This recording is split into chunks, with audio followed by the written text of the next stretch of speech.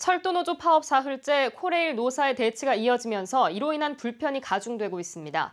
화물열차 감축 운행으로 철도 운송 비율이 높은 시멘트 업계의 어려움도 확대되고 있는데요. 이번 파업이 불법인지 아닌지를 놓고 노사 간의 공방전도 가열되고 있습니다. 서울역에 나가 있는 취재기자 연결해 자세히 들어보겠습니다. 김종성 기자. 네, 저는 지금 서울역에 나와 있습니다. 오늘로 철도노조 파업 사흘차입니다. 코레일 측이 밝힌 철도노조 파업 참가자 수는 6,900여 명입니다. 파업 참가율은 40%대라고 말씀드릴 수 있습니다. 직위 해제된 직원들의 수도 늘어났는데요. 125명으로 늘어났습니다. 전체 열차 운행률은 89%입니다.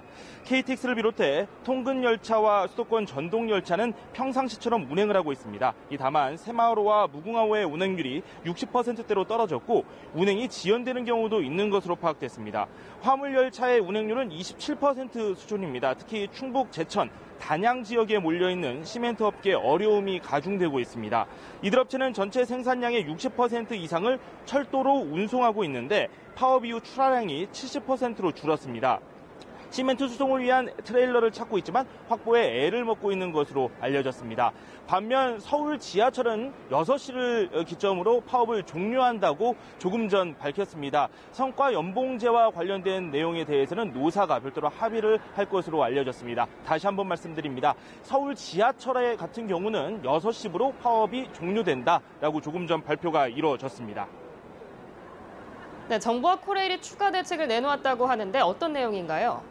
네, 그동안 정부는 대체 인력의 피로도를 고려해서 앞으로 대체 인력 수를 점차 늘려나가겠다라고 밝혔습니다.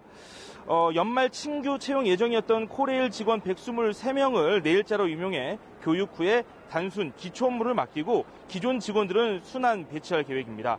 신입 직원 중에는 기관사 55명과 정비사 25명이 포함되어 있습니다. 코레일은 이들이 현장 실습과 이론 교육을 받아온 만큼 현장 업무를 돕는 데에는 문제가 없을 것이다 라고 이야기를 하고 있습니다. 코레일은 또 파업 장기화에 대비해 추가 채용을 검토하겠다고 밝혔습니다. 아울러 수출용 컨테이너 화물 열차를 76회에서 80회로 4회 추가 운행하기로 했습니다. 정부는 또 철도 화물을 대체 수송하는 긴급 수송 차량의 고속도로 통행료를 면제하기로 했으며 향후 군 위탁 화물 자동차 100대를 투입하는 방안도 검토하기로 했습니다. 네, 이번 파업이 불법인지 합법인지를 놓고 공방전이 벌어지고 있는데 관련 소식도 전해주시죠. 네, 코레일 국정감사에서 나왔던 이야기입니다. 여당을 제외한 국회의원들이 참여한 국토교통위 코레일 국정감사에서 홍순만 코레일 사장과 야당 의원들과 설전이 이어지기도 했습니다. 새누리당의 불참 속에 진행된 국감에서 의원들은 성과 연봉제가 근로자들에게 불리한 취업규칙 변경이라며 파업이 합법이다라고 주장을 했습니다. 금융노조나 병원노조도 같이 성과 연봉제를 두고 파업을 하는데 왜 철도 파업만 불법이냐는 겁니다. 반면 홍순만 코레일 사장은 철도 파업은 이미 고용노동부에서 불법 파업으로 유권 해석을 내렸다면서 기존 입장을 고수했습니다. 홍 사장은 노조와 충분히 대화했지만 성과 연봉제를 두고 대화가 안 돼 근로자에게 불이익한 취업규칙 변경이 없는 방식으로 취업규칙을 개정했다라고 주장했습니다. 한편 잠시 후 서울 여의도에서 한국노총과 민주노총은 노조원 6만여 명이 참석한 가운데 정부의 성과연봉제 철회를 요구하는 총파업 결의대회를 열 예정인데 이번 파업의 중대 고비가 될 전망입니다. 지금까지 서울역에서 연합뉴스TV 김종성입니다.